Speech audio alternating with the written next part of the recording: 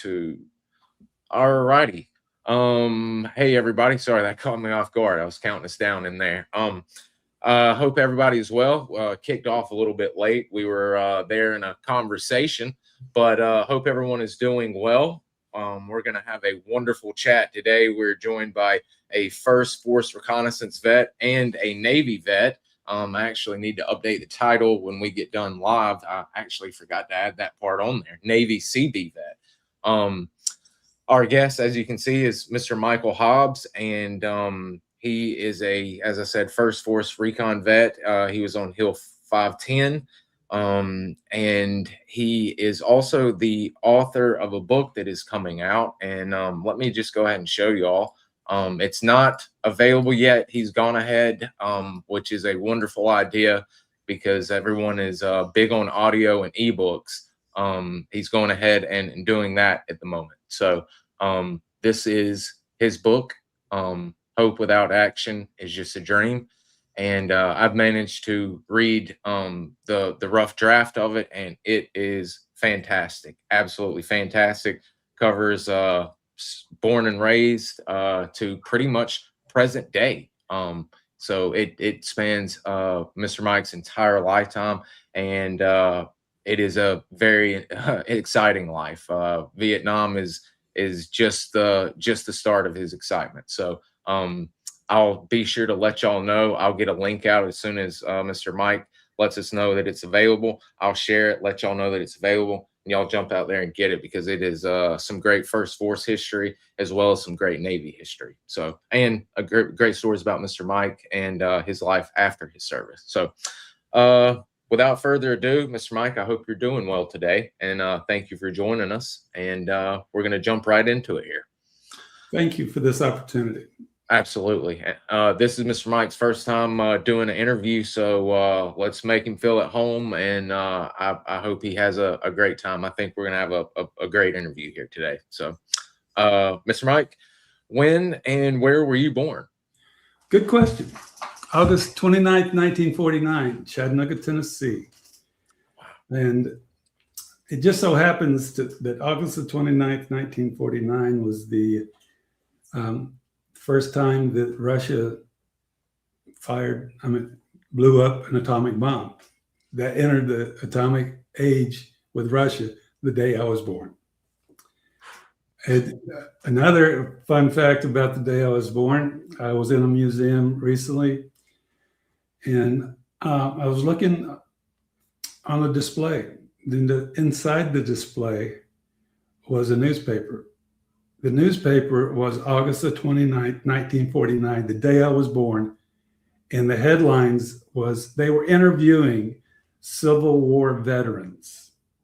They were interviewing the American Civil War veterans on the day I was born, and Russia was blowing up an atomic nuclear weapon. So talking about the bloodiest U.S. battle, because both sides were Americans, and the start of something new. And that's day one. Jeez, that is. And there's one of these social media sites that puts out a lot of old fixed up military footage, and they've shown a Civil War veteran, and it has to be around WW2 or right after, and they're showing him some of the planes and new machine guns, and he's got his long beard, and it's people have said it's AI, but it's AI enhanced to clean up and everything, but it's just what you're talking about. It's literally the past meeting the future right there, and that is the dichotomy of war. Absolutely. The going from horseback to single shot every minute or so to thousands of rounds to air power. And I mean, speaking of that, do you have family military history? Well, my dad served in World War II. He, as a young man before he was drafted, he worked the railroad. So the Army decided, hey, since you know how to work the railroad, you'll work the railroad for us too. So he was deployed to the Philippines first. And then after the atomic bombs were dropped in the end of the war, his enlistment wasn't up. So he was sent to Japan to be part of the occupying forces. And part of the occupying forces, he worked on the railroad up and down Japan. One of the things that he loved to do, he told me, was take steam baths and then roll in the snow. He had no idea he was rolling in nuclear fallout. He, 30 years later, he had developed leukemia from being exposed to radiation. So he was actually, like I am affected by Agent Orange, he was affected by radioactive waste. But he passed at the age of 58, basically 30 years after he had been exposed. And I've been away from Vietnam for 56 years now. So I'm getting extra innings. You know, when you think about it like that, and you think that average male in the United States gets about 76 years. I'm 76. And so Clark, the young Marine that was killed with me, he died when he was 19. And I think I did the number of days. I think he's at around 6,000.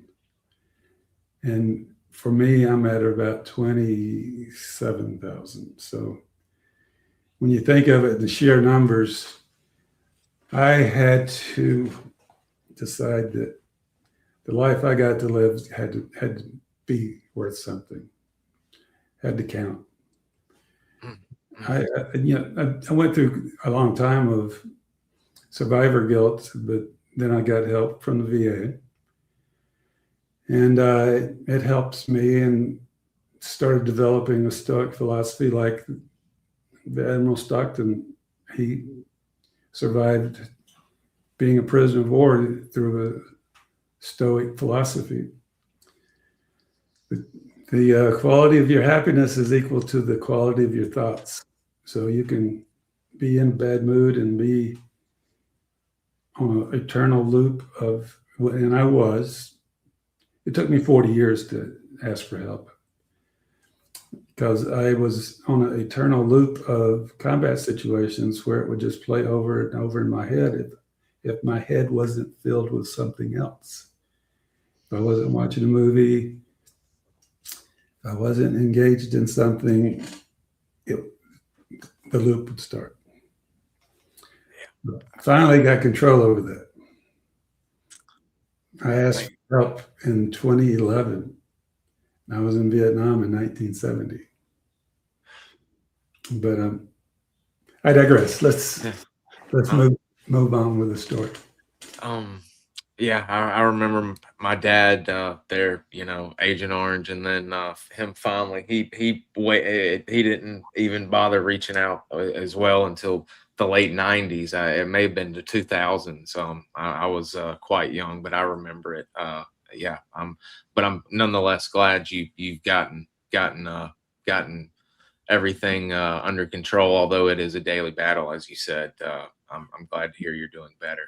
Well, the thing that just makes it so hard on everybody around you, and I can look back on it now and identify it.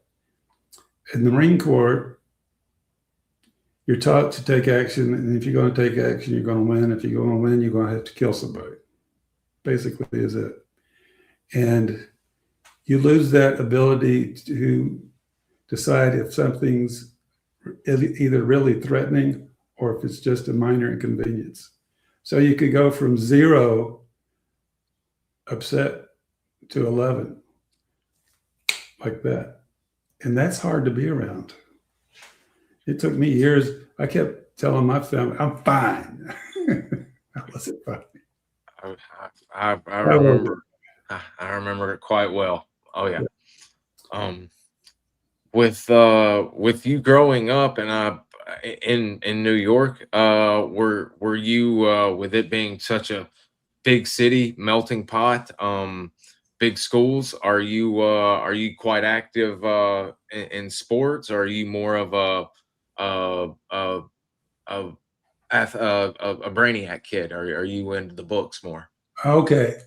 I grew up in Chattanooga, Tennessee. Oh, okay. I thought you ended up moving to New York. Okay. No. So Chattanooga, Tennessee in the 60s. Yeah, I played football. I boxed Golden Gloves, heavyweight. I Dang. wrestled and was not a good student. The whole idea of, hey, you're going to graduate and get drafted to go to Vietnam, get killed. So why do you need to be studying? Why do you need to learn the algebra? No, you're never going to need it. It wasn't until I was 45 and decided to go back to college. And that's when I became a good student. After I'd already retired from the military and realized that all the experience in the world is not going to give you a good job if you want to work for a big construction company that requires their project managers and superintendents to have an actual paper that you graduated. That's when life changed for me.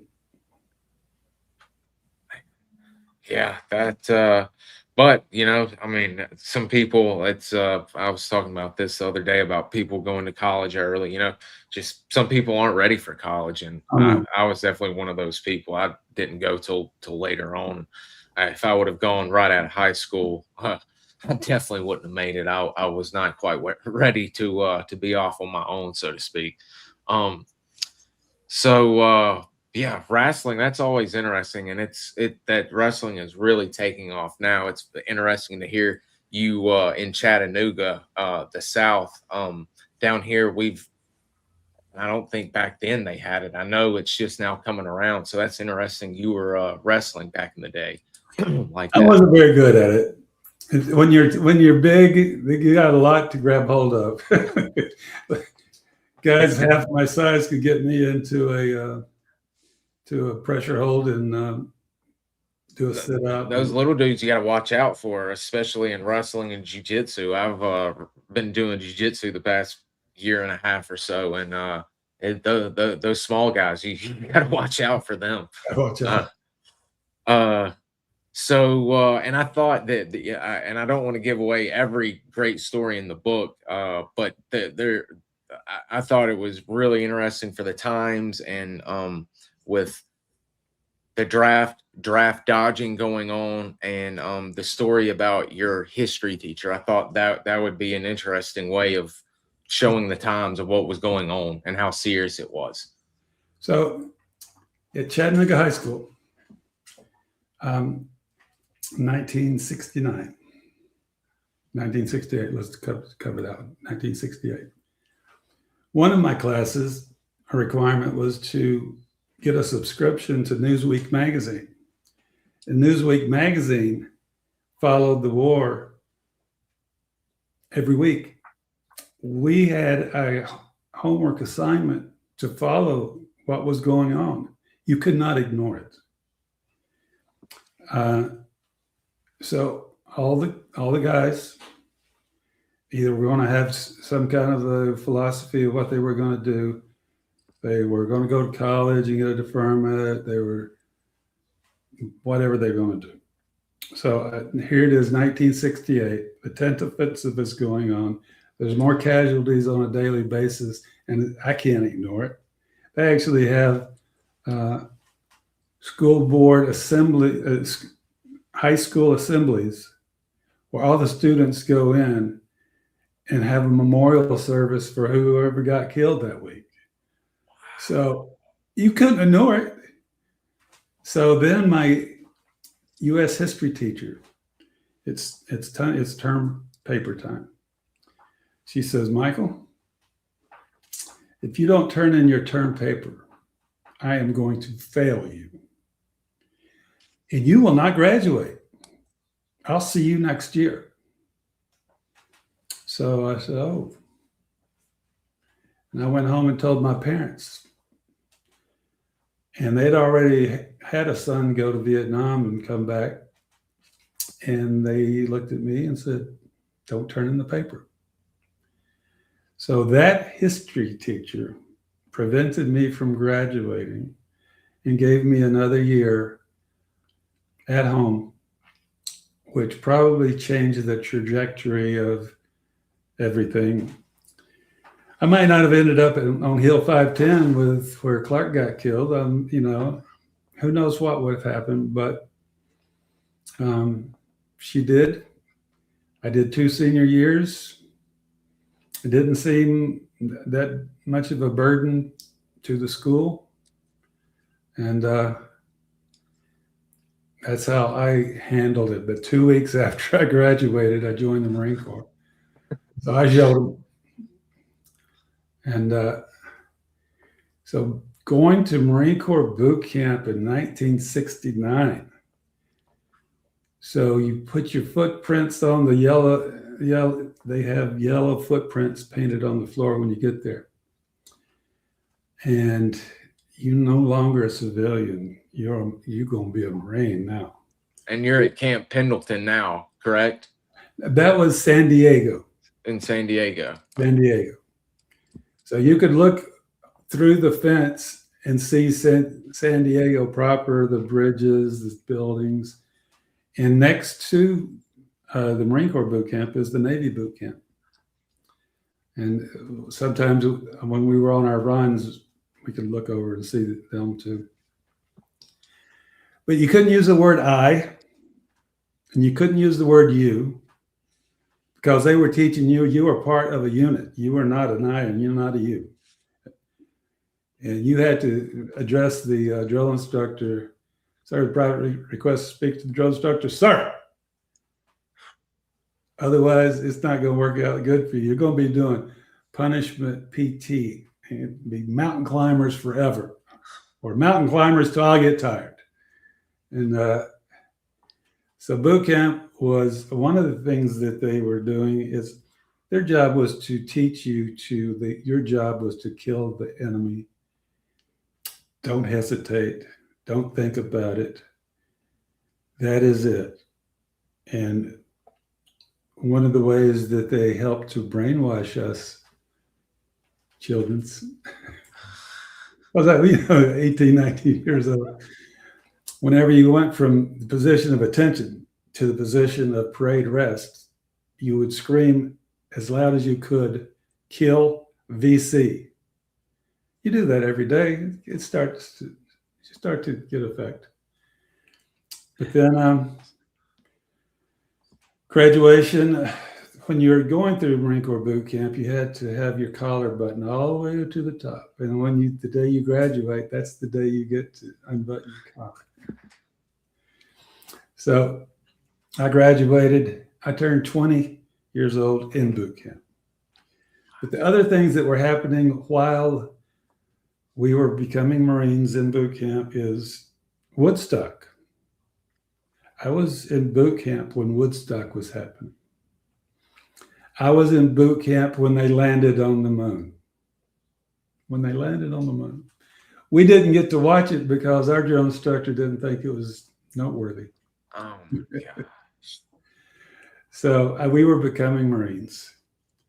We were learning. The Marines are very good. We've spoken with a lot of Vietnam era, and of course talking to my dad, and of course the Army's very good as well. Boot camps, in some form or fashion, always going to do that. But it seems like the Marine Corps has the unique way of breaking down and molding an infantryman and a grunt, a Marine.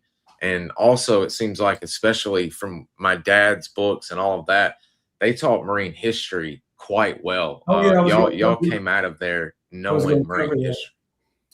In boot camp, you had classes. Marine Corps history. You learn about the Boxer Rebellion. You learn about Chesty Puller. You learn about Iwo Jima. You learn about Tripoli. Dan Daly, all the big men. Yeah, you learn all that stuff. You learn the Marine Corps hymn. You learn Rifleman's Creed, you learn it's, it is a full-fledged experience, and they did a good job. We were very proud when we graduated, but I was 20 years old, and my treat after I graduated was a box of Chip Ahoy cookies and a carton of milk. That was my treat. We've spoke with some of the guys, and of course Vietnam, of course, is going to be different from the stuff going on nowadays with training and everything. Was there any formal recon school that you were getting ready for, or well, the way it went like this: you go to boot camp, and then you go to infantry training, advanced infantry training, and while you're there, they will give a presentation to get volunteers to do recon. And so they sent somebody, and we went to a presentation. And my friend Michael Del Pagetto, that was with me all through boot camp, we got together and says, I don't know what that means, but it seems like it's a level above, and people are going to give a shit, and you're not going to get any slackers. And if you want to live, be with motivated people. Don't be with slackers. Be with people who got your back. So okay, we'll try it. So Michael Del Pagetto, which is you're going to hear that name a lot because we're still friends. He came to my Navy retirement in '92. He came to my wedding when I married Allison in 2023. He comes to my house quite often. Last Memorial Day, we sat out on my front porch drinking Irish coffee and toasting Clark, who didn't make it. He was part of the memorial. So, and the other good thing about having Michael is still in my life is I ask him, Michael, am I just an old man having bad, false memories, or did we really try to capture or kill the commanding general of the NBA? Did we really do that? Because it sounds made up. And he verified, you got a really good memory. And yes, we did. So I got verifiable witnesses. That's quite the story in the book as well, and that's the quintessential recon mission. That is a good one. That was something. And then in 1998, I think it was, and JFK Jr. was still alive then, and he interviewed the general. I think his name is Gap, G-A-I-P. I'm not sure if that's how you say it, but he was in charge when they kicked the French's ass in 1954 at Dien Bien Phu. He was in charge the whole time Vietnam War was going on. By the way, the Vietnamese call it the American War. Mm-hmm. The whole time that was going on, he was in charge. And we, who know of our audacity, we're going to go capture or kill that fucker. He also tried to General Jap. He tried doing the same thing to y'all at Khe Sanh that he did at the French. Oh, yeah. He was quite the general. I mean, but that interview with JFK Jr., he laid it all out. U.S. never lost any battles they were in, but you could not win the battle. I mean, you could not win the war without political change. And the political never changed. They were always wanted to kick the French out and not be a colony, and they always wanted to have their own say in how they ran things, and they always wanted to be communist. And it didn't matter how many bombs got dropped in North Vietnam. How many B-52? It didn't matter. But I digress again. Help rein me in here. No, it's fine. This is what we love hearing from our veterans. History straight from y'all. Yeah. Did with you going through Recon, is there or finally hearing about it, deciding to go through it, what all is that? Is that kind of is at this point in time, is it amphibious recon, or what exactly is the school? It didn't split it like that. It was just Recon, and it was at Camp Pendleton, and we learned how to read a map, how to call in fire missions, how to patrol at night, how to move silently through the jungle, how to do camo, and work in small teams.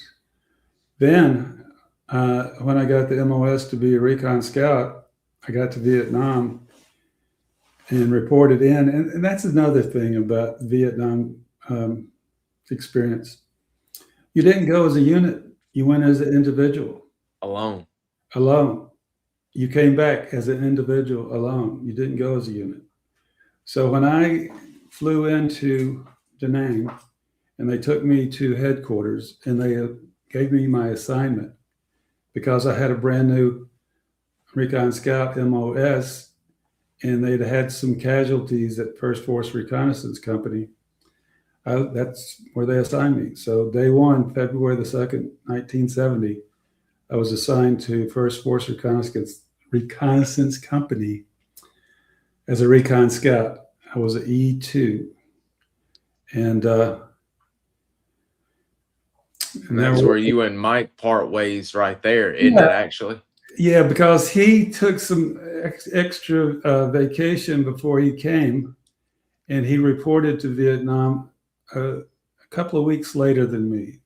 That's why I left a couple of weeks earlier than him. And so he went to Third Force Recon, which was at Phu Bai, I believe.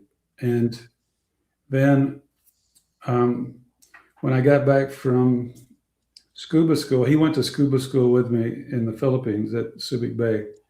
We went through that together. And when we came back, it was the same thing that First Force does later, is Third Force Recon rotated back to the state and left a detachment of recon scouts to continue the mission.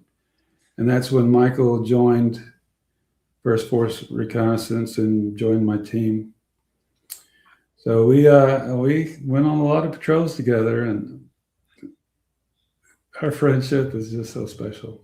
That is, and it's so rare. Not only, guys being split up, and usually that's it, and hopefully guys survive and reconnect years later, and such as that. But there, y'all reconvene again and actually get to run patrols together and end up being friends after the war. Is love that. That's one of the best part of the stories is Mr. Mike being a consistent flow through your life story. It's really cool to see and track. I gave him a copy of the original manuscript first, and got it. I bet he enjoyed seeing that.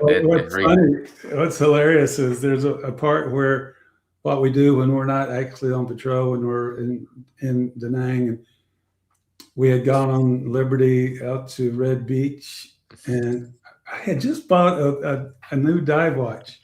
And he snuck up behind me, tackled me, and I never saw that dive watch again. And in the book, I wrote, he still owes me a watch. It was wasn't it a brand new Seiko dive watch as well? Yes, yeah. Brand new Seiko dive watch. And guess what happened after he read it? Did he buy and get you one? He sent me a watch. What a guy! What a guy! Yes. It was a surprise visit. It's just a package arrived. He said, 56 years later, here you go. Better late than never. Yeah. Oh man, what a guy. So as you said, you get you get your order. Excuse me. You get your orders to first force. At this point in time, where is first force housed at? Where are y'all Uh, residing? well, the first compound we went to, the only thing I remember him saying it was out by a dog patch because we moved early and I was fresh there, and it was beside a army battery. Oh, Army battery meaning cannons. yeah. The first night I got there, they my recon team was in the field on a patrol, so I was in the hooch by myself.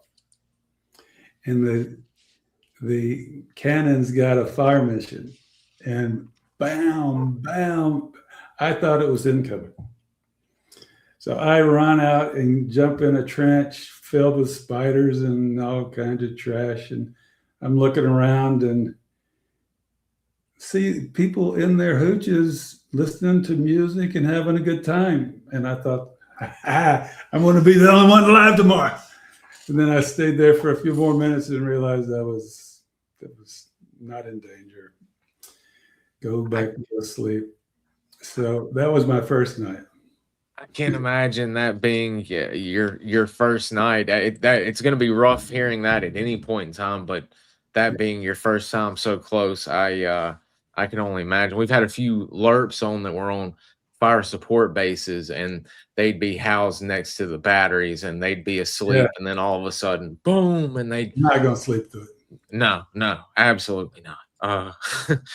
Um, so when a new guy shows up, and as you said, you were filling a roster slot because it's quite active.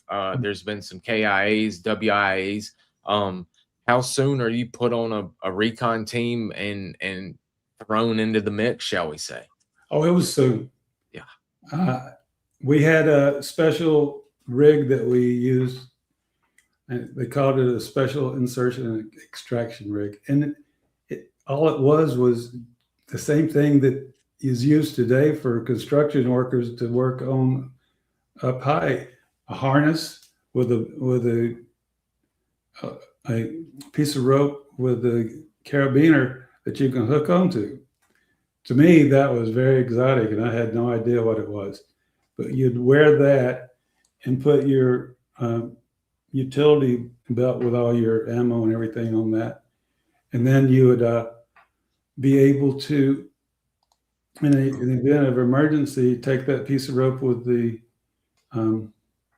carabiner on it, do your leg straps, hook onto the special made strap that had D rings on it, and the whole team could be lifted out in 10 seconds.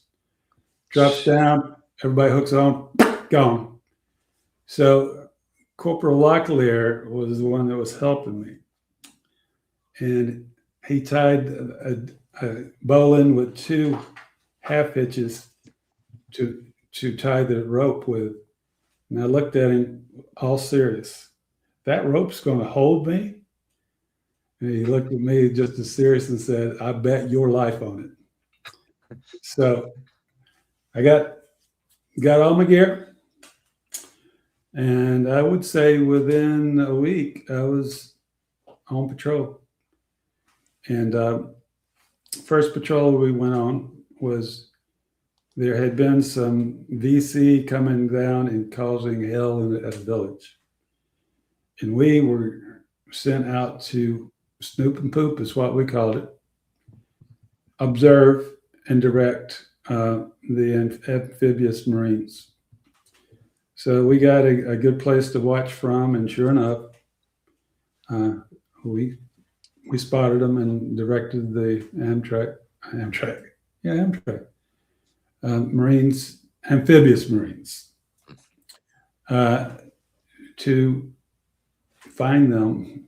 And but the first night we were there, the patrol leader thought it'd be a good idea to go down by the freshwater stream and lay a ambush and get a prisoner. to interrogate. But he wanted to do it at night. So we're moving at night. I'm on my first patrol. I end up falling off of a cliff, but landing in vines. It just looked like a circus act. And then we decided that we were going to stage our gear because we didn't want to have all that gear on while we were doing our ambush. So we lined them all up. I was the second from the end. It was the point man, patrol leader, primary radio man, grenadier, me, Corporal Locklear. So we laid out all of our equipment up. Nobody came, so we went and got our gear. But as we got back to our gear, I was really, really thirsty. And I went to the second gear, thinking it was mine, and drank a whole gallon of water. And not canteen, a whole canteen of water. And put it back. Then I realized it wasn't my gear. It was the patrol leader's gear. I didn't say anything. So next day, we put our gear back on and we go back to where our observation post was. And the next day, I see him rattling his canteens, and I'm not going to say anything. He said, I thought I had a full one. So I offered him my water. Never gave him an answer about what happened is. But that was my first patrol. And we did get pulled out with a special insertion extraction rig. And I did hang from the helicopter. And the commanding officer, his name was Bond. I don't think it was James, but Commander Bond. He came and met the helicopter when we got back, and he asked Corporal Locklear, how did he do? Because you don't get invited back out if you fuck up. And Corporal Locklear, I'm quoting him, I'm not going, this is what he said. He said, I'd rather have him than any old seasoned guy out here. He pays attention to everything. Doesn't leave nothing out. So from then on, I was accepted into the team. That's got to be a damn good feeling. Oh, yeah. Yeah. And so it was one hell of an experience to be a Force Recon Marine in Vietnam in 1969. Well, actually, I joined in 1969. I was in Vietnam in 1970. It was exciting. You call in fire missions. You go on missions. The general, I don't know this for sure, and I can't verify it, but I think this is the way it works. Recon Battalion does reconnaissance for company or battalion level. Level. Force Recon works for the general. Eyes and ears. When he wants to know what's going on, then we get to go find out. And so, I was living the experience. It came kind of evident to me when I went to the Bob Hope show. They brought us down to the very front. I was able to put my hand on the stage just like I'm putting my hand on the desk here. But I was sitting on the ground. And I put my hands back and touched somebody's boot, and I turned around. Look, it was the general. We were his guys sitting right in front of the show and enjoying the show. God, that is, that right there in front, in front of the general. Best seat in the house. That's crazy. Yeah, it was exciting time. When we were there, I was with Michael Del Progetto. We saw a Marine that we were in boot camp with, Stallions. He was our platoon leader. And we talked to him for a little bit. He was with the grunts. And, but yeah, that was an experience. How you mentioned earlier about getting the chance to go to scuba school, which is from what I've talked to was quite the honor, especially during the war. How long were you in country before you got the honor and privilege to go to the Philippines to go through scuba school? I got in country in Vietnam on February the 2nd of 1970. May the 1st of 70, we were in scuba school. So in the merry month of May, Michael Del Pagetto and a few others were at scuba school. And as soon as we graduated, we went back to run patrols and be part of our unit. But I have a scuba school story that's pretty good. Well, I have several scuba school stories, but one of them, we're talking about the trajectory of life and how it can change.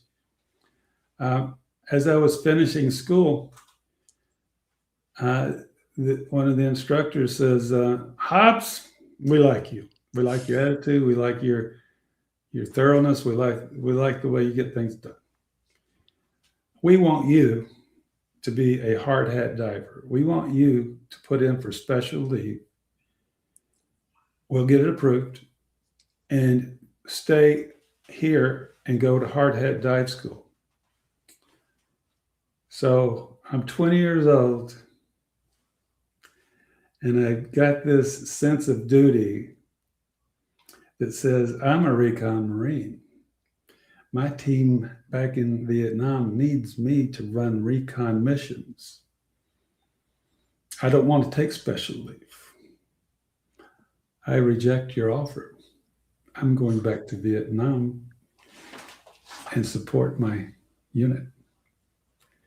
That decision would have changed how the rest of my life would go. I would have been a hard hat diver. I would have been a kind of guy that either does underwater construction teams or what's that called when you salvage. Mm-hmm. But no, I got to go run recon patrols. I wouldn't have been on Hill 510. I wouldn't have been. But that's what you do when you're 20 years old and don't really see the whole big picture. But it, like you said, I mean, it's where you were meant to be. You know, it ended up where you meant to be. It and two interesting things kind of come up here in the book when as you get back. One is I don't know how soon it is, but Kent State ends up happening around this time. It's in May. I want to say May of 1970. I wasn't aware of what was going on, but you got to remember what was happening in the United States because the draft, selective service was going on. It wasn't, well, I don't know if I want to join or not. No. If you were not eligible, if you were in the pocket of a certain age, you're going to have to take a stand. And the way people took a stand is they protested. And they protested hard. And at Kent State, peaceful protesters were shot by the National Guard. And that had a really chilling effect. But as it turns out, when I met my wife, my first wife, who died in 2022, before I met Allison, she was a Vietnam War protester to the extreme. She was doing what she could do to stop the war. She would put on face paint like a Native American and go out and protest. She had friends that went to war and didn't come home, and she was going to do what she could to get it stopped. To the point, on May Day of 1971, she was arrested on the stairs of the Selective Service building in Washington, D.C. with the Quakers. Holy cow. Yeah, she was very focused. But when we met and she knew I was a Vietnam veteran, she didn't protest the person. She was protesting the politics. Mm-hmm. So we never had an issue like that.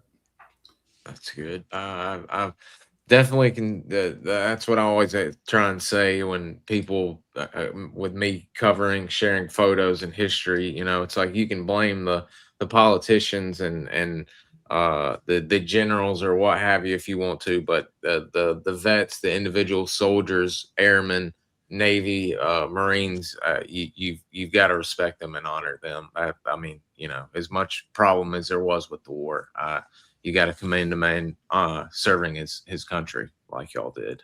So that's my thought, at least, and I try and at least spread that for people who don't like common sense sometimes. When with and interesting enough, when you actually get done and pass scuba school, it's quite interesting that you actually get to implement some of your training there. Which doesn't happen very much, you know, all the time, especially during the Vietnam War. So one of the missions I got to do when we got back to, it was Camp Admire then at Da Nang, was there's bridges around Da Nang, and then the actual Seabees built those bridges, Navy Seabees. And the enemy, whether it be the NVA or the Viet Cong, would like to blow them up because that's what they do. So in order to ensure that there was no shenanigans going on, they sent us in our scuba gear and our new scuba qualifications to go check those bridges and the foundations and see if we found any bombs. Now, we were force recon. We were not underwater demolition teams. Somebody had to volunteer us to do that. So, because they said, now, if you find anything, don't touch it. We'll call UDT and they'll come deal with it.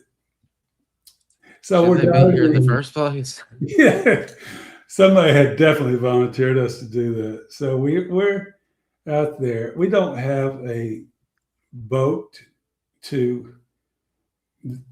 we just have scuba gear and go into a river with about a 6-knot current.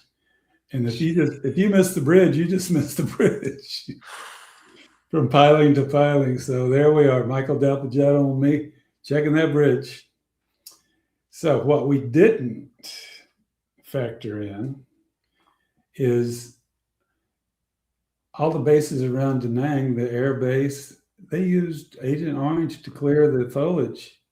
That river was nothing but swimming in Agent Orange storm water runoff. And I am 100% disabled with ischemic heart disease brought on by Agent Orange to this day. So checking those bridges, there was more than just mud in the water. But you don't, as you're living it, you don't know it. But here we are, 2026. I get to say William Clark's name out loud for more than a couple of years to hear. Now, William Clark was a young First Force Recon Marine killed on Hill 510 on August the 4th, 1970. And he was the last First Force Reconnaissance Marine to be killed in Vietnam. That's pretty spectacular. I got to come back and he didn't. And the difference was on our listening post, he wanted to take the first watch and I disagreed with him. And 20 minutes after I assumed the watch and he took the place where I went to go lay down and go to sleep. All hell broke loose. That's where the RPG hit. Started the battle. Yeah. And we'll get into that in a moment because it is a hellacious assault battle from start to finish. And it is, and we do need to cover that. With and I thought it might be interesting to kind of connect two worlds again here with a prior guest that we've had on that is well known in the Force Recon community. Of course, his books, history books, as well as his own personal tour history book. But Doc Norton saved your life, Yeah. if that's correct. Yes, he's a good man. I get to say that for more than a couple of people to hear. Doc Norton is a good man. He was a good corpsman. He took one look at me after doing that bridge dive. It was probably 3 days after the bridge dive. He took my vitals and he said, "You're being medevaced. You're being medevaced." And next thing I knew, I was on the USS Sanctuary with the only thing that they could figure at the time was fever of unknown origin with dysentery. It was all about the Agent Orange. I was just exposed to too much, and we didn't know what it was. But if he hadn't have medevaced me, I probably wouldn't be here. He was exuded confidence, knew his mission, knew his what he was supposed to do, and accepted more responsibility. He was the corpsman on his team and for the company. His job was to keep people alive. He became an assistant team leader As a corpsman, I mean, as a corpsman with mission essential, what we were supposed to be doing. He put that on his plate too. And just to be in his presence back in those days just made you feel like, okay, we can handle this shit. and as I mentioned offline, still speaking to him to this day. When even on the phone, not seeing him in person, or even like we're doing now in an interview, uh, he's got that voice, that like you said, that take charge, like he's still in command. He's got that gravitas about him to where it's like He did. I'd follow that man into hell. And he was our corpsman. I mean, It's not like he was a seasoned recon higher up team leader with a million years of experience. He's just a go-getter. Yeah. And that's what made it so fucking interesting. Oh, yeah, I can't say it. You're fine. It's fine. That's what made it so interesting when we finally touched bases in 1992. We were together in 1970. After August the 4th, he was part of the unit that was sent back to Pendleton. He wasn't at First Recon Battalion when we sent a 3-team detachment over there to run patrols. He had gone back, so I didn't see him from that point until we touched base in 1992. Jeez. And here's another really cool thing. When I got his phone number ended in 1970, 1970, the year that we were in Vietnam. Jeez. I call him up. He's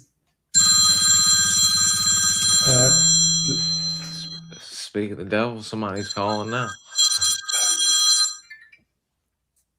Hey, Adam, I'm doing the podcast right now. Can I call you back?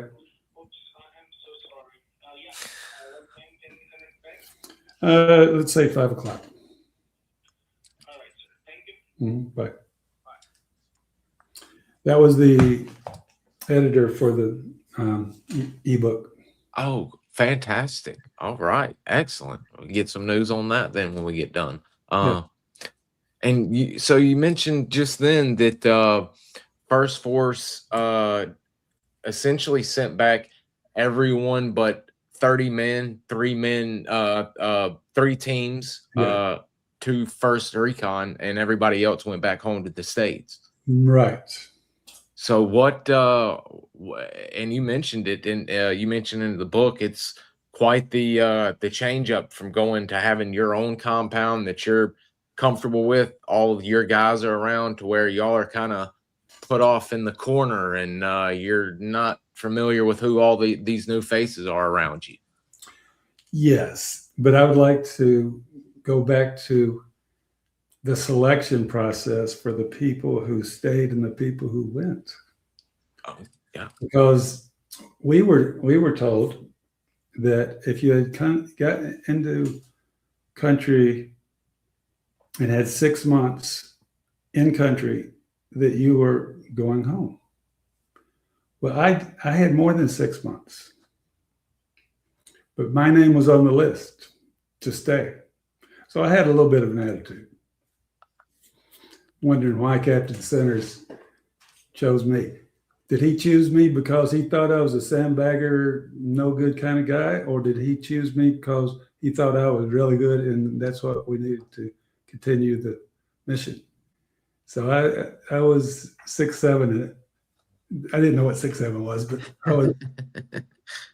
did he like me or hate me? Like me or hate me? And then we go up on a company size mission, and then we really didn't do company size missions. By that I mean all 6 platoons, all recon teams, flown out to Hill 510, and they go out on patrol to find out what they can find. So Clark and I get chosen to be part of the radio relay site, and up by the command post where the actual radio and the jungle antenna and the officer in charge is, that's at the top of the hill. And then a little bit lower, there's a landing zone, but there's separation of 50 yards or so up a hill. So we had 2 perimeters, one down there by the landing zone and one perimeter by the command post and the radio relay site. I mean, the radio equipment. Clark and I were on a listening post. Now, a listening post, for those who do not know, is set outside of the perimeter to detect any enemy coming and give the warning. A good work if you can get it. So Clark and I, on the evening of August the 3rd, afternoon, our sergeant comes out and says, we expect to get hit tonight, so dig a fighting hole. Oh, you're telling us, Force Recon Marines, to dig a fighting hole when every other operation that we have been on, that we knew the enemy was coming, a helicopter would come and take us out. So is that what you're telling us? Dig in. So the whole time we're digging, we're complaining. No, man. Oh, this is why we brought a flak jacket and helmets, and helmet, and gas mask. That's why we brought that shit. We don't usually bring that kind of shit. No. So we're digging, we're complaining, and he tells me he's going home soon. He was selected to be in the group going back to the States. He didn't have that much time in country. He got there after I did. So I am low key kind of pissed. But then we talk, and he says he's married. His wife's pregnant. He had bought her a new blue silk dress, and he could not wait to see her in it. And then I thought to myself, you know what? I'm not married. I don't have any kids. I'm glad you're going back. I'll stay and run these patrols because my First Force Recon company needs me. So we shook hands. I said, "I'm glad you're the one going. That's fine." And then he said, "I'd like to take the first watch." In the fighting hole that we had just dug, he got in that fighting hole, and I went back about 25 feet or so and laid down and went to sleep. And when I got up at 1 o'clock in the morning, I went down and we changed positions. He went back and laid down where I was. 1:20 in the morning, I heard something didn't sound right and threw a tear gas grenade, and the battle started. First thing the enemy did was shoot a rifle propelled grenade, landed dead in Clark's chest. Jesus. And so I carry the memory of Clark with me. And I've written this book because I want to tell his story, because I want to still tell the story of American history that got us there. And it's not what you think. And it starts way before the first shot is fired. I mean, it starts all the way back in 1919 when Ho Chi Minh went to Woodrow Wilson in Paris and asked to be recognized, asked for the same thing that we did to England in 1776, want to be free and independent. And he got snubbed. They didn't even talk to him. But it's in the book, and I do a little history lesson.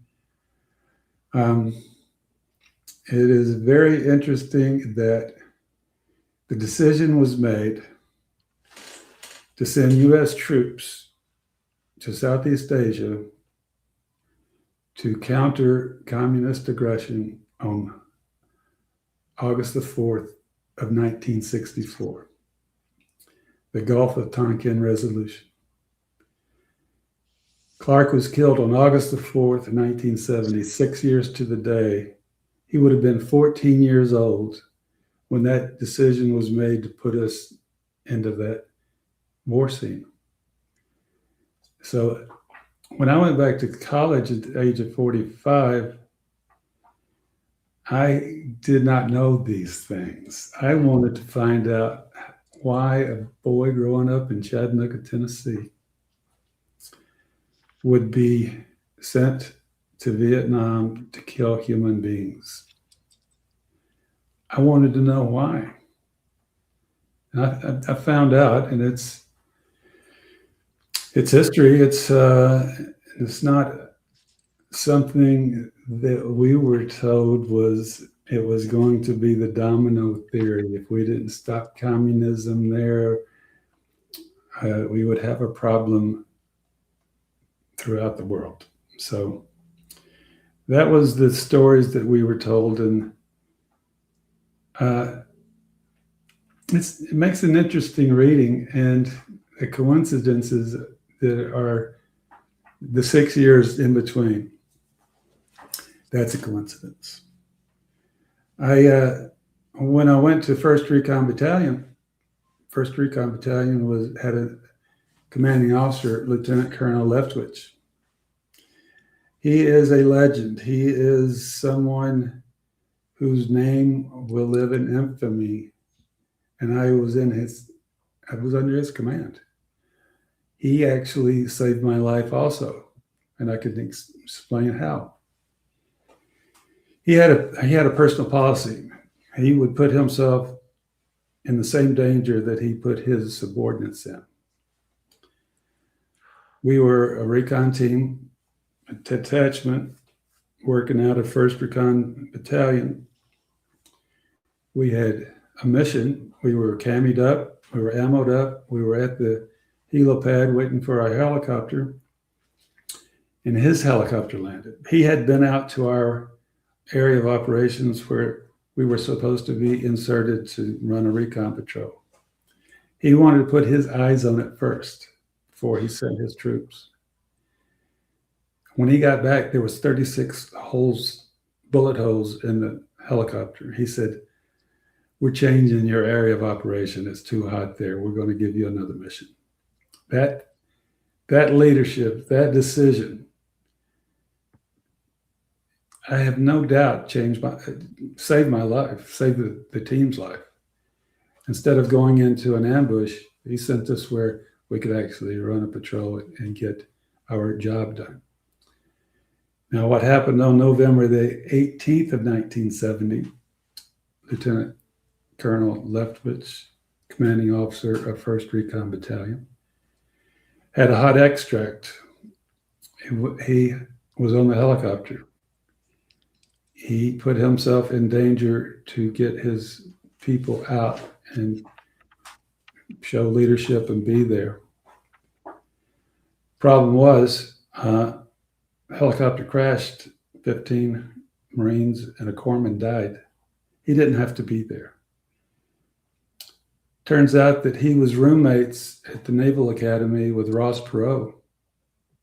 Yes, Ross Perot, who ran for president in 1992, the same year I connected with Doc Norton, the same year I connected with Clark's son that had not been born when he was killed.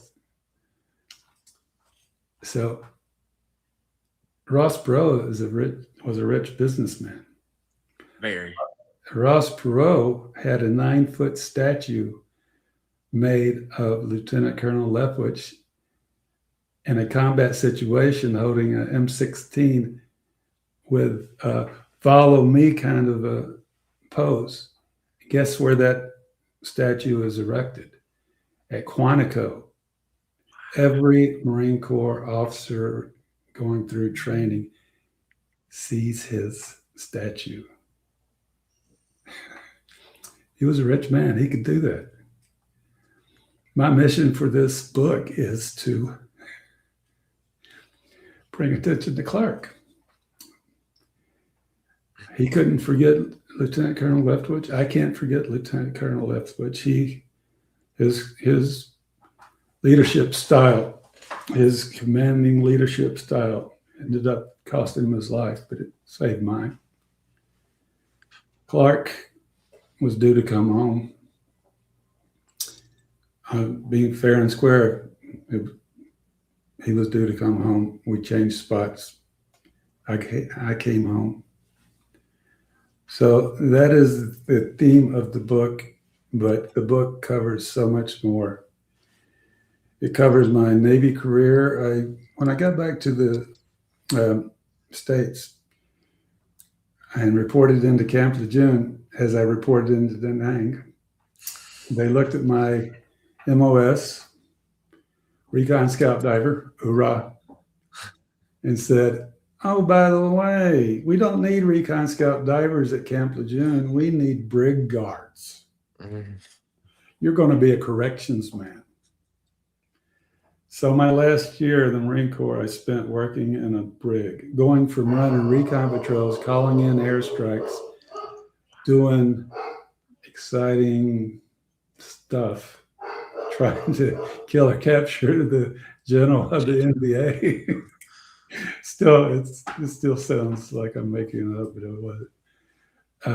To dorm supervisor for detainees waiting for their court martial. So then they asked me if I wanted to re-enlist, and I said, no, thank you. And when I got out, after a year, I joined the Navy to be a Seabee. Ended up doing a career with the Seabees and retired as a builder chief, and learned how to build things. And then I had a career as a construction superintendent and project manager. And now I'm a retired man.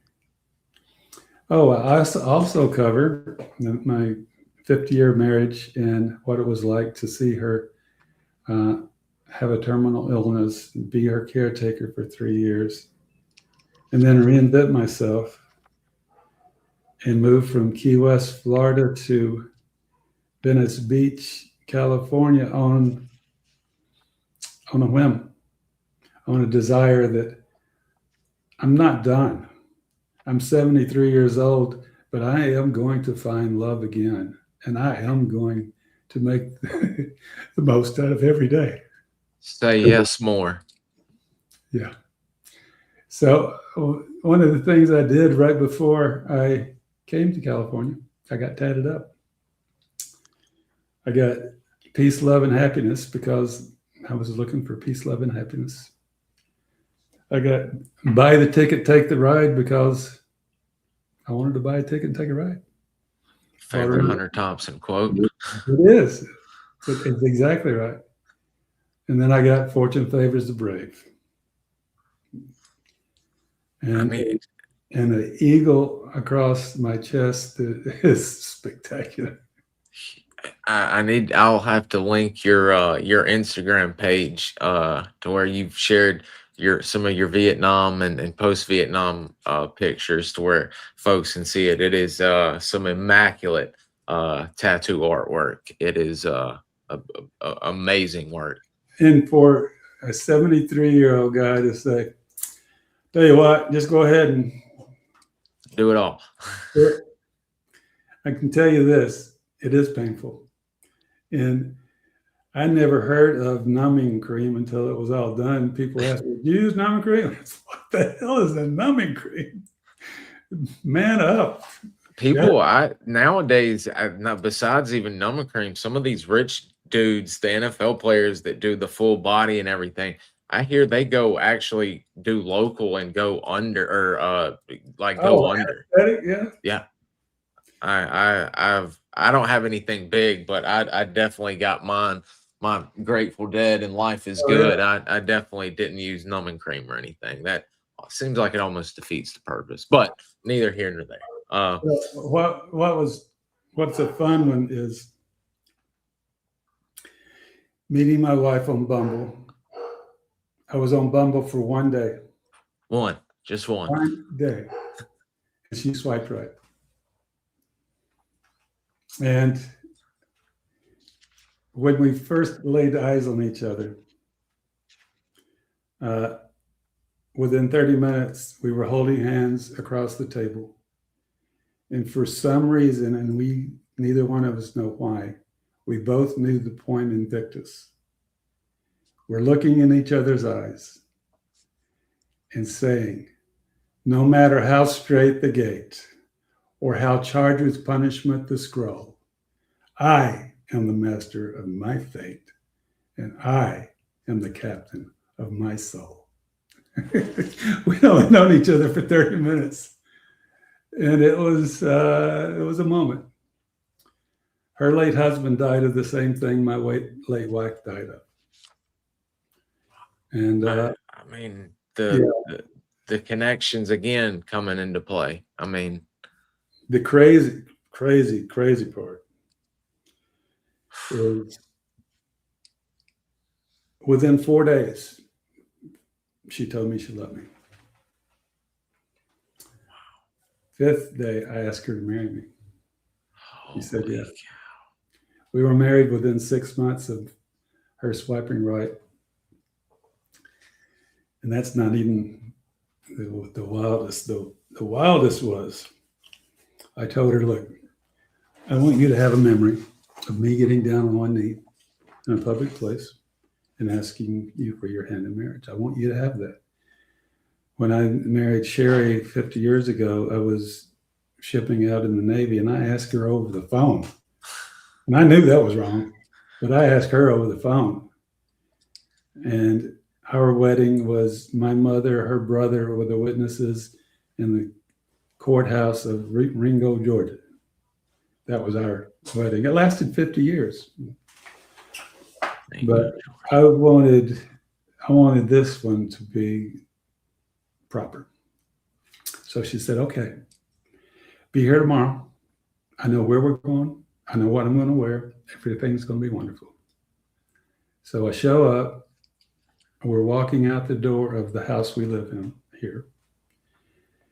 And she says, Michael, I didn't have time to get you a spare key, but I have a lockbox.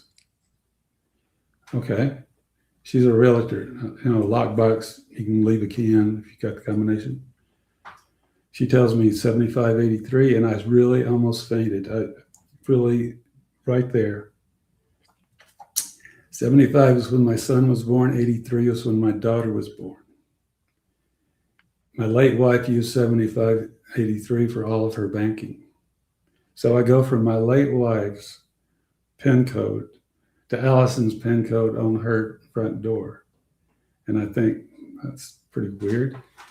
And she says, well, you want to know why it's my PIN number? Of course I do. It was her late husband who died of the same disease, his last four of his Social Security number. Makes you think things seem to be pretty cool. Meant to be. It's just connections. And so then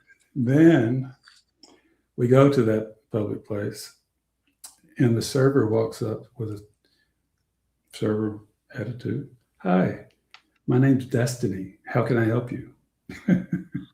We just looked at each other. Okay, this is real. This is what we're supposed to be doing. But it's been such a beautiful, wonderful.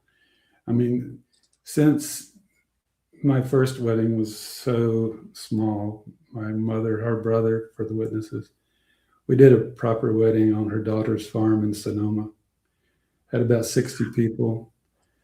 I mean, people came from Paris, France. I was just fixing to say, your guest list and some of the people you know, Jimmy Buffett, when I saw Jimmy Buffett's name pop up in there, I said, good Lord have mercy. What are we doing here? Jimmy Buffett on the scene. Well, he wasn't there. Yeah, businessman. Yeah, that was another story. That was back in the 70s when I was first stationed in Key West in the Navy. I sent my son to Montessori School of Key West. Turns out that Jimmy Buffett's manager sent her kids to the same school. And so when Joe came home from a birthday party, he told us that Jimmy Buffett was there singing for Spud's birthday. Spud and Cayman were their names. So it's just crazy. And the architecture of dates will make you lose your mind when you take a look at it. As an example, Allison's late husband, Ken, he was dying of amyloidosis, and his quality of life was really not that good. And in California, you can have a medical aid in dying. So he chose his date. His date was August the 3rd of 2021. My alive day is August the 4th. So his departure day is August the 3rd. And I called my alive day because that's the day I survived August the 4th, 1970. Every day after that is like being, yeah. So not only that, when I looked at my family records, my parents were married on August the 3rd, 1941, 80 years to the day. It just goes on and on. And I don't know if it's because I pay attention to it and I've lived a long life that all these things just line up. It was February the 23rd of 2023, 2/23/23, that I met Carol in a Miami parking lot when I went for a blind date. I wasn't there to meet Carol. We just started talking, and she ends up inviting me to Hollywood to meet her friend. So I accept the challenge. I buy a round trip ticket. I buy the ticket, take the ride. I buy a round trip ticket. I meet Karen. Bells didn't go off. She's a sweet lady. We are still friends today. But that's when I decided, hey, I'm in Hollywood. I might as well see what it's like. I got a surf lesson on Venice Beach. I went horseback riding in Malibu. I got a photo shoot on Rodeo Drive that turned out to be a real good investment. from the Venice Beach surf lesson, I decided if I'm going to find a new love, I'm going to do it here. The chances of meeting somebody in Key West in my age group are very slim. Chances of meeting somebody at Venice Beach are very good.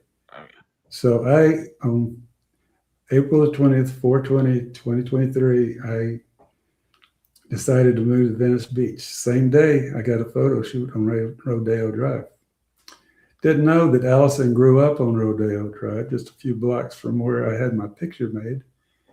And one of the last acts of love that Ken showed Allison before his departure day is he rented an ambulance and took her to Rodeo Drive to go to those stores and have a shopping spree. I on a whim, because Airbnb says get a photo shoot. I get a photo shoot on the street that she grew up on. On the last thing that Ken did with his last four of his 7583, and it gets to the point to where I'm no longer surprised by things. Another example is when I moved to Venice Beach, I would walk the boardwalk because it was really interesting. And there was a guitar player. He would be at the same place by the skate park, playing guitar. The way he played the guitar was just magical, and it cast a spell on me immediately, and we bonded. Then he moves to Brooklyn, opens a one-to-one cafe. I think, oh, well, I'll never, it was nice knowing him and I loved his music. My granddaughter moved to Brooklyn and lives a mile away from his shop. And her best friend works at One-to-One Cafe teaching children music. How does that happen? When I contacted him, Eric Gray, to tell him that my granddaughter best friend works for him, he had, the only thing we could say is a small world. It's a small world. I mean, that is just mind blowing. I mean, this book, I mean, I'm telling you guys, we didn't want to give away. I specifically didn't want to ruin a lot because, I mean, when there's a lot on Vietnam as well, but his post Vietnam, when he's in the Navy, some of his Navy work, he's working at a very secret base that doesn't usually pop up in a lot of books that people work at, which is very, very interesting. I mean, it's just you lived a very interesting life, not just militarily. You did a lot, and as you said, you definitely bought the ticket and took the ride, and weren't afraid to say yes. Well, it's funny that you say that. When I went on R&R in 1971, it was in January 71, right before I rotated back. I went on R&R in Australia, King's Cross. And I was happy to sit in the hotel and not do anything. They would call me, want me to do excursions. Go to the outback. No. Go take a sail right around the harbor. No. I'm fine, just staying in this hotel without anybody shooting at me. Air conditioning and TV. And fine. I get to California in 2023, and I'm taking everything that's suggested. Now, if I hadn't have taken that surf lesson on Venice Beach, I would never move to Venice Beach. If I hadn't have had that photo shoot on Rodeo Drive, Allison wouldn't have swiped right, because I don't know what kind of picture I'd put on there, standing in front of a mirror, bathroom mirror, So as all these, the name of my book is Hope Without Action is Just a Dream, but hope with action make dreams come true. So taking action, getting things done. I even enrolled in acting school when I first got here to California, and I was having a good time and learning. I never knew what it took to be an actor, and when it started, the owner and instructor said, "Do the work; it'll pay off." And I thought to myself, "Do the work? It's acting. What the hell?" Turns out it is a lot of work, and I got respect for them now. And but what it boiled down to is, okay, fine. You're lucky enough to get cast in something. They're going to send you off to Czechoslovakia for 3 weeks, and what are you going to do? What about Allison? They're going to take Allison with you? No, you're going to have to. So you're going to have to accept other people's timelines and things to do. And it took me 73 years to find Allison. I'm not letting nobody's timeline but mine dictate what I'm doing. So I told the owner of the acting school, look, I really appreciate it. I'm glad I did it, but I'm out. And he tried to convince me that I was making a mistake. And I said, well, no, it's not a mistake. I know what I want to do with the rest of the time I get to walk this earth. And it's to do what I want to do.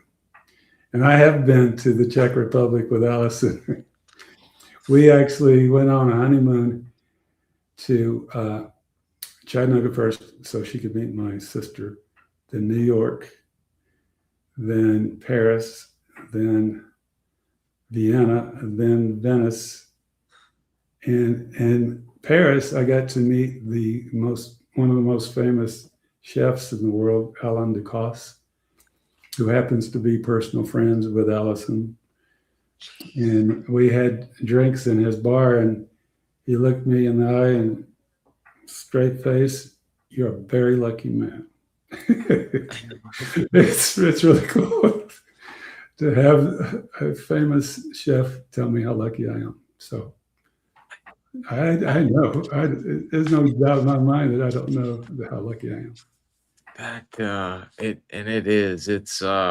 It's amazing. I can't wait for the book to come out for people to be able to read all of this and these stories and your life. It is just amazing, and everything connecting, and all the people you meet after the military is just fantastic. I thought it was very interesting when you ended up as you got out and were, I believe, you might have, I think you might have still been in the Navy, but this is when I think you found out from Mr. Mike called one day, and y'all realized that y'all were in a book, Reverend Ray Stubbe's book. That's 1992.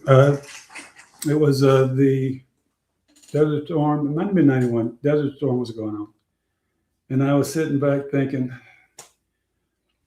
I haven't talked to Michael Del Progetto since the last day I was in Vietnam, and that's just not right. So I called long distance information, because that's what you did back then, long distance information. And I asked for a Del Progetto, and they asked me how to spell it, and I spelled it the way I thought I knew, and it was wrong. 2 G's, 2 T's, and Del Progetto. But she was able to connect me with a Del Progetto, and it turned out to be his mother. So when she answered the phone, she said, I said, look, I was with Michael in the Marine Corps 20 years ago. And she goes, 20 years? Oh, yeah, you're right. And she gave me his phone number. And then he and I first, it wasn't like, who is this or anything like that. He knew my voice exactly. He says, Hobbs, do you know you're in a book? I said, no, I had no idea. And Inside Force Recon, it's this book here. Michael Lanning and Ray Stubbe were the authors. So I called Ray Stubbe and asked him, how can I get in touch with Clark's family and make sure they're getting the death indemnity compensation that they're entitled to? I really need to know that. Every August the 4th, since then, I've been wondering, are they getting their benefits? And I wasn't able to answer myself. So what he told me was, this was before Google and a lot of the things. He said, I don't know how you're going to find them, but I want to tell you about Bruce Norton, who is now a Marine and writing books about your time. And he's down in San Diego, and he gave me his phone number. That's how I got Doc Norton's phone number. And that's when I found out the last four numbers were 1970. I don't know if he did that on purpose or it was just a thing. Luck of the draw. And so when I called Doc Norton again, it was immediate recognition. And he said, tell you what, Hobbs, I'll make you part of Marine Corps history. All you got to do is write down what you remember about Hill 510, send me your Bronze Star certificate, and I'll put you in the book. So I drew out the sketch of the battle scene, the landing zone and hilltop position where people were. And I sent all that information to him, and sure enough, he put me in the book. And he invited me to the book signing ceremony. And there was a lot of us, a lot of 3rd and 1st Force Recon Marines there. And it was a good time. Michael Delpagetta was there. And the guy who wrote me up for the Bronze Star was there, Jim Holzman. And of course, Doc Norton was there. And at the beginning of it, he told everybody to sit down. The room was kind of milling around talking. Everybody sit down. I got some announcements to make. So then, like at the beginning of a basketball game, he brought us down one by one, introducing us and telling the crowd where we were in the book. So that was cool. That was my homecoming. Yes, that's so cool. Gotta love Doc. It was very cool. And those are two of the most pivotal, and now there's more coming out, but still, to be honest, and those are some of the most pivotal and most historic Force Recon books. If y'all don't, it's a shame I don't have them out. I should have them out. They're right there on that bookshelf. Inside Force Recon by Reverend Ray Stubbe, and of course, Doc Norton's Recon Diary 6970. Right. And then he's got Stingray and two more now that are out. But yeah, Stingray. Okay, so it would be Stingray and Inside Force Recon that Mr. Mike's mentioned in. But I recommend both of those books. I didn't even know about Inside Force Recon until here recently, and I've just got a hold of it. It's a fantastic look into what you guys were doing. Geez Louise. So one step more. Not only did he make me a part of Marine Corps history by putting me in that book, I told him that I was interested in finding Clark's family because I wanted to make sure they're getting the benefits. And he also said, well, I don't know how we're going to do that, but if something comes up, I'll let you know. Within 2 weeks, jeez, there was a active duty Marine Corps general get in touch with Doc Norton, wanting to know about Clark being the last 1st Force Recon Marine killed in Vietnam. His son had applied for a scholarship. The son that was not born when he was killed had applied for a scholarship and wanted Doc Norton to fill him in on the particulars of his dad. When he did, he got Clark's son's contact information. So then Doc Norton calls me and says, Hobbs, why do you want to get in touch with him for real? Don't talk to him and say things that are going to upset him. I said, I just want to make sure they're getting what they're entitled to.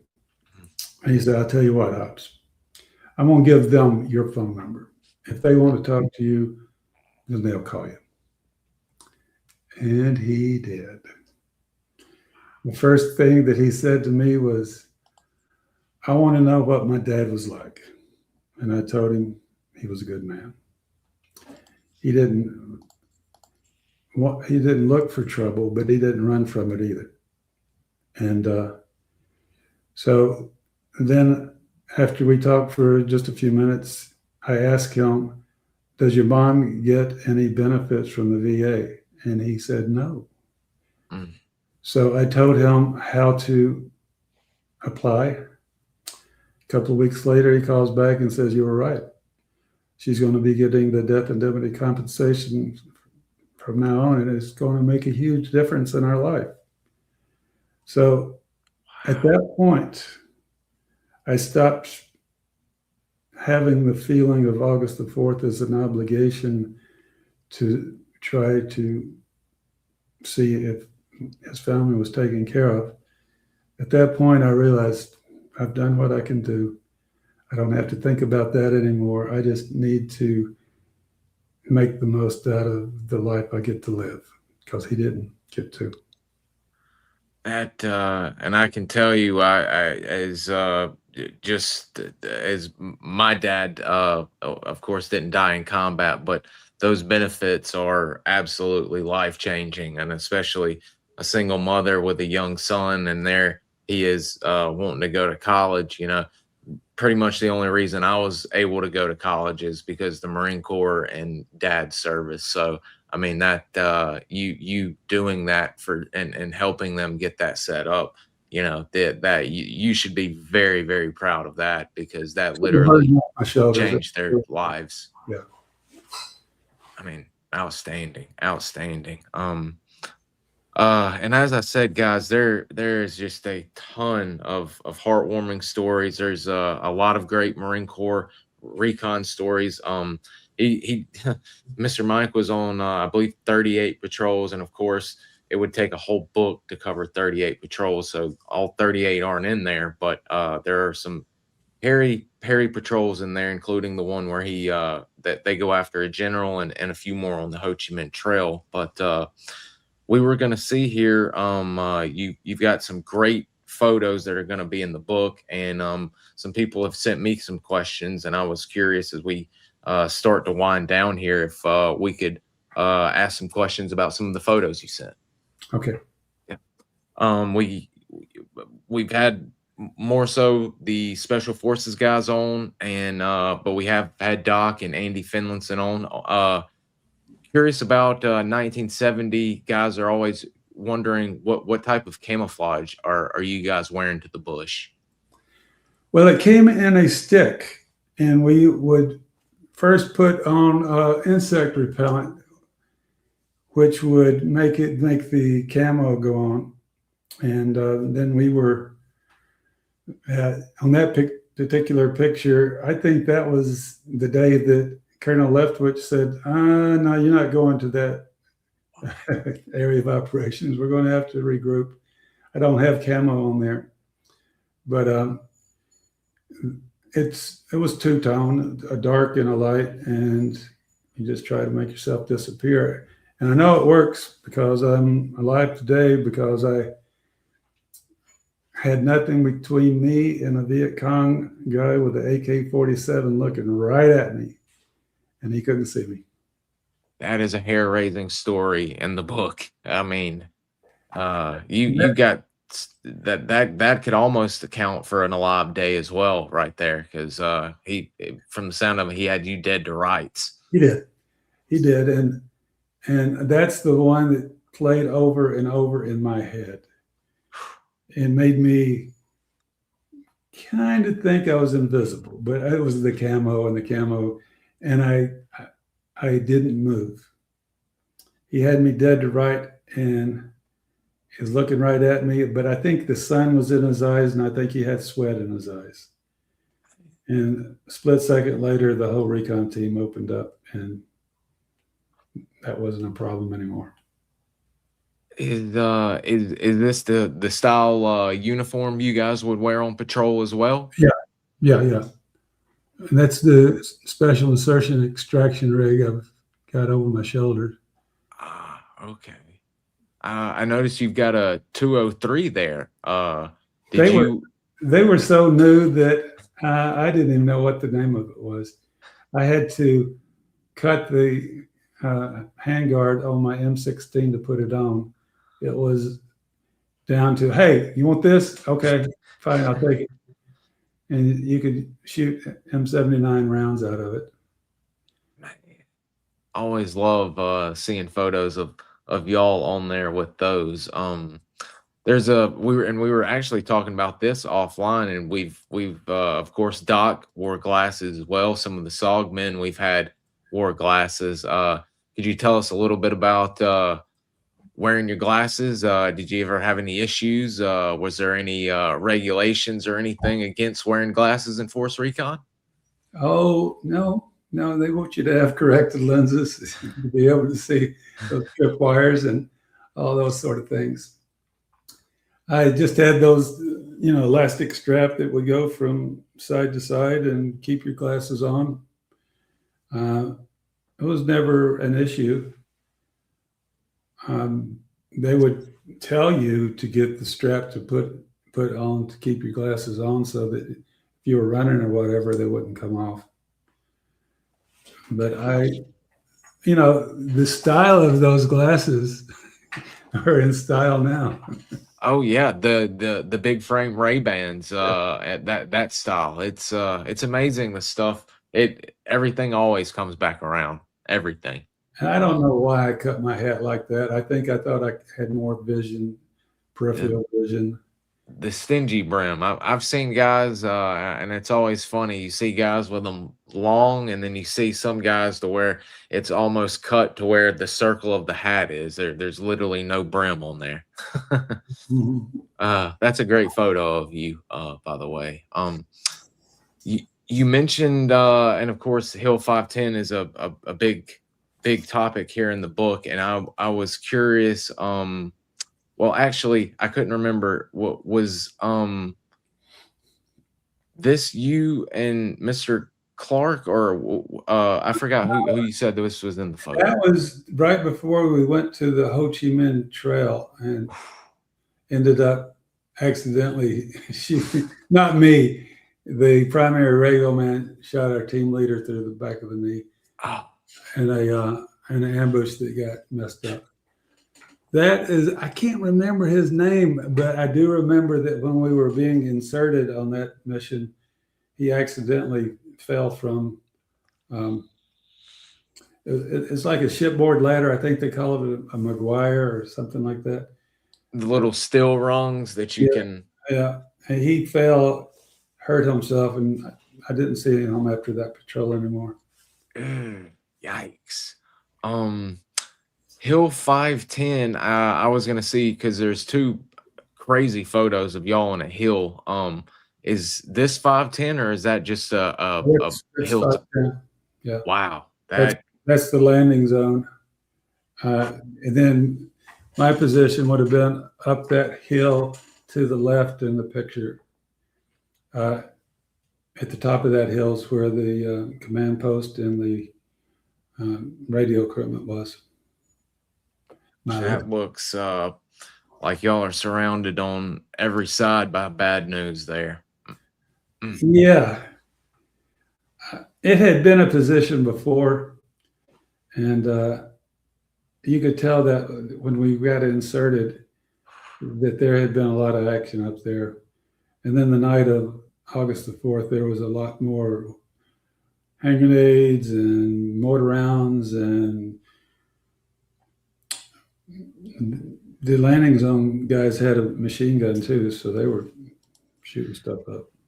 There's there's a crazy story of one of your men. I'm blanking on his name. He finds an NVA hanging off the side of the hill, and he quite coldly dispatches him. Was Falco, and he was a very good friend. He was an Italian citizen that migrated or immigrated, had a green card, got drafted. Wow. Big guy, the kind of friend you like to have. And he had come over to check on me. I was dazed. I was dazed. I'll admit, on the morning after. And he walks over and looks over, pulls out his 45 and shoots down the hill and says, "These fuckers never stop." About what you would see in a gangster movie or something. It's just very nonchalant. He went on after the Marine Corps. He went to work for oil companies to guard gas lines in like Saudi Arabia, someplace. And back then, I thought that was the weirdest thing in the world. That is quite interesting, and that is a crazy morning with everything you're waking up to. That's a heck of a. When we found Clark's remains, and there wasn't a whole lot left. I was about to say find his lighter. That is, the way you describe a box. We've got a box for Clark. It just heartbreaking to hear you. Ammo box, and I don't want to be real graphic, but there wasn't a lot left. The surrounding trees that were left, and myself, were covered in little bitty speckles of blood. When human body disintegrates when it gets hit by an RPG, there's not a lot left. And we put what was remaining and put it in an ammo box and sent it to the USS Sanctuary for being sent home, and put the rest. And I think he's at rest in Runnels in Iowa.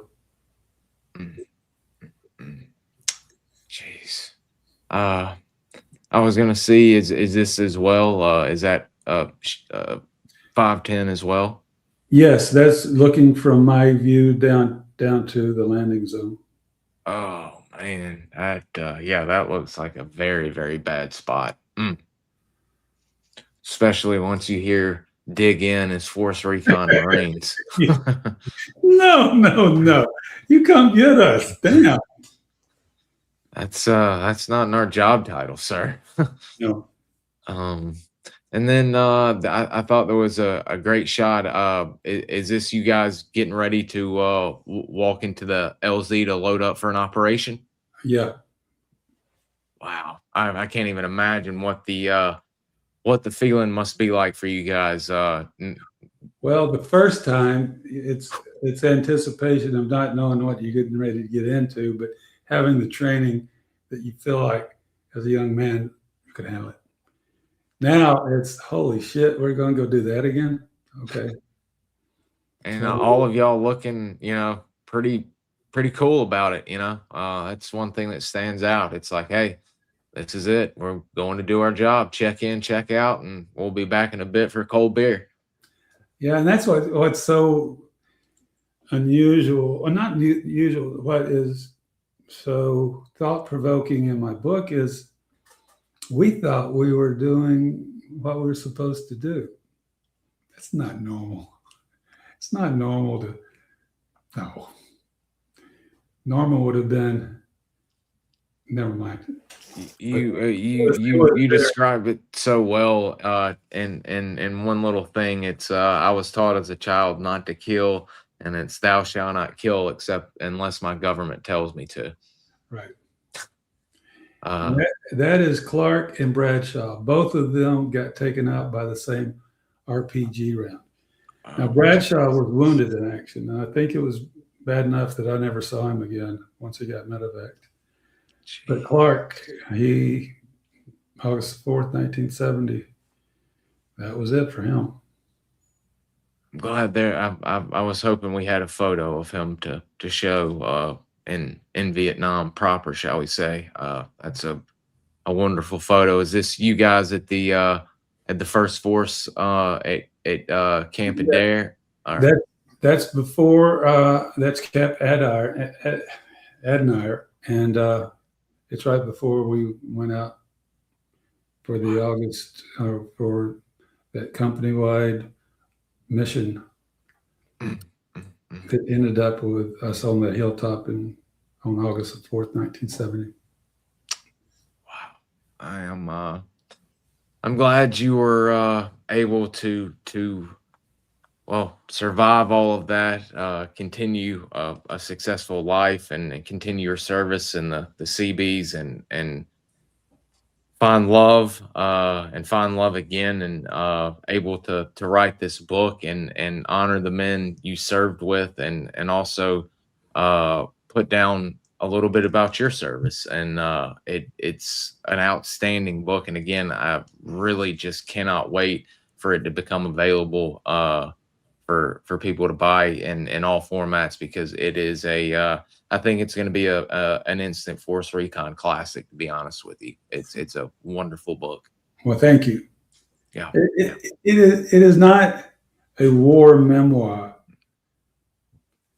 because it covers other things. It's the whole arc of a life, and the war memories that I do present, I try to present them in how we dealt with it, and how Michael Del Paghetto and I were able to do what we did and still remain somewhat sane. I mean, it's not normal. And you can brainwash yourself and think that it is, but peace, love, and happiness is my motto now. And but I'm really glad that I took the time to write it. And if it hadn't have been for a young man wanting to interview Vietnam veterans, and me deciding I would make some notes so I would be able to talk to him. This is another connection, by the way. His name is Russell Stubbs.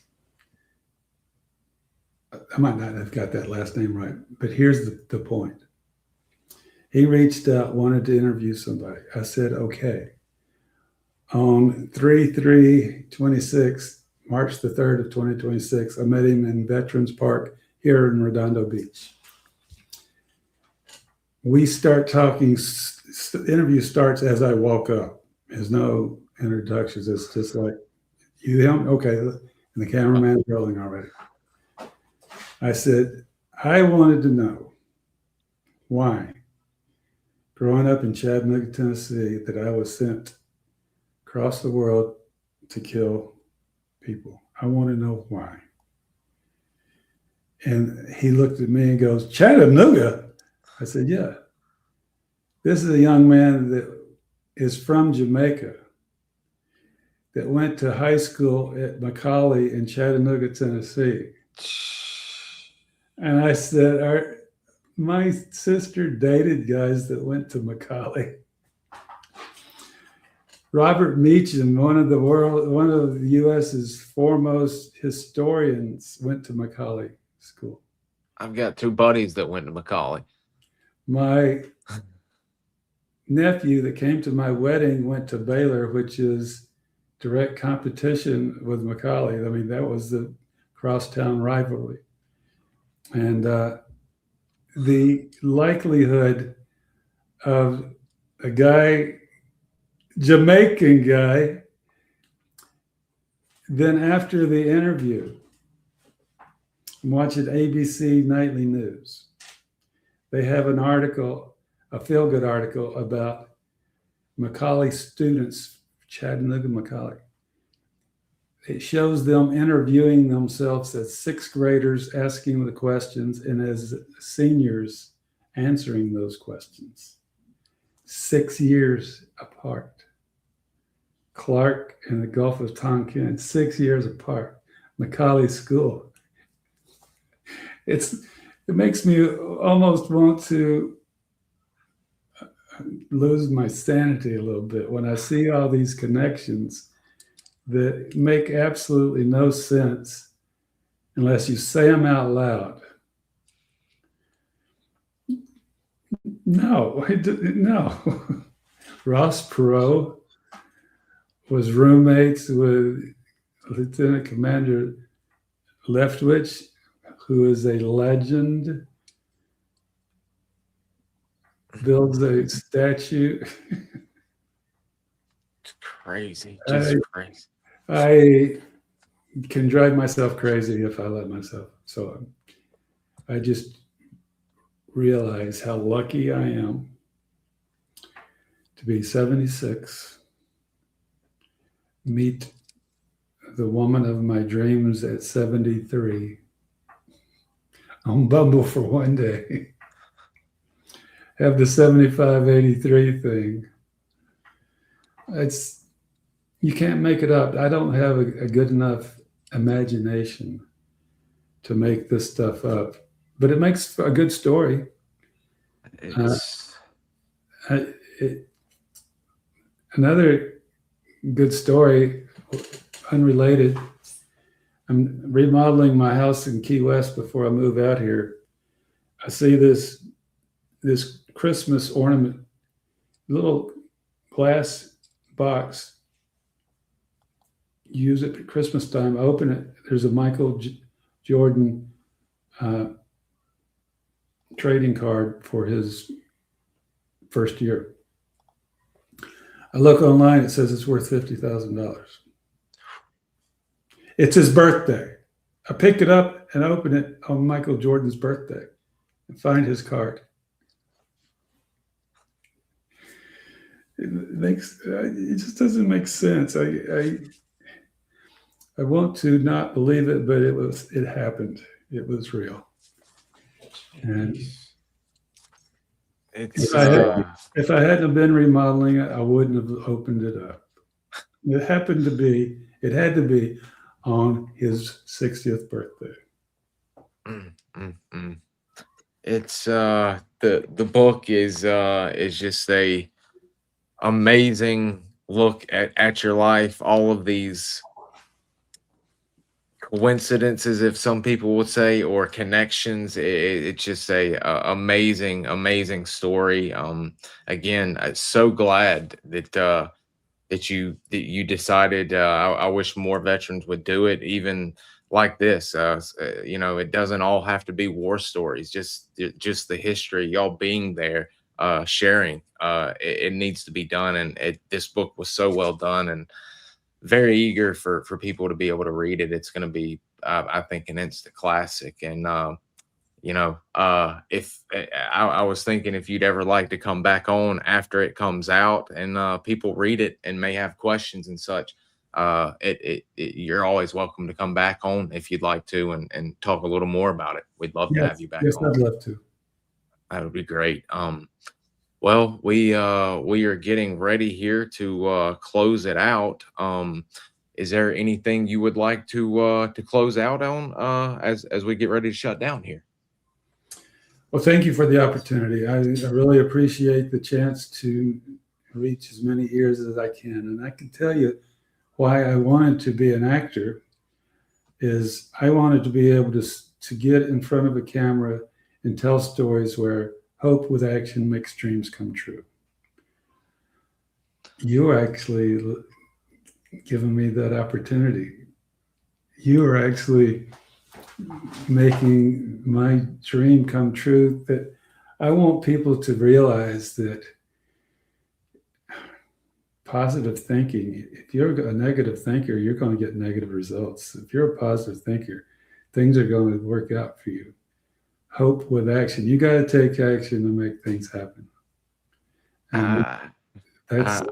I'm a firm believer. I got that from my mother. My dad was always a bit of a realist, maybe a bit of a nihilist in some ways, but positive thinking. I got to thank Maddie Level, who really connected us. Without her and me following her on social media and starting to share photos with her and all that, we would have never connected. So I also want to thank her on here for connecting us, and especially thanking you for taking the time to come on here and talk to us. It means a lot every time a veteran comes on to share his story. As I said before, I wish more would do it. And it just means so much, not only to y'all's family, but to all of us that are interested in y'all's history and the future generations that aren't going to be alive, unfortunately, to hear about y'all firsthand, and we'll have to see this secondhand. Thankfully, you're doing this, and they'll be able to hear your story. And you know, even when I'm gone, if books are still in circulation, they'll be able to watch this and watch the interview of the book they read. So more things will come from it. I'm a firm believer in that. So I always want to thank you all for spending time and talking to us. So I'll leave you with this. The quality of your happiness is equal to the quality of your thoughts. So love that. Love that. It's not mine. It's a Stoic philosophy, but it's true. That it is. That it is. Well, I want to thank you again, and guys, I want to thank you all for watching, and everyone's saying thank you for coming on and sharing and saying please try and come back when the book comes out. I'll go ahead and keep that on the schedule, because I have a feeling you're going to need to come back and talk to us a little bit once everybody reads your story.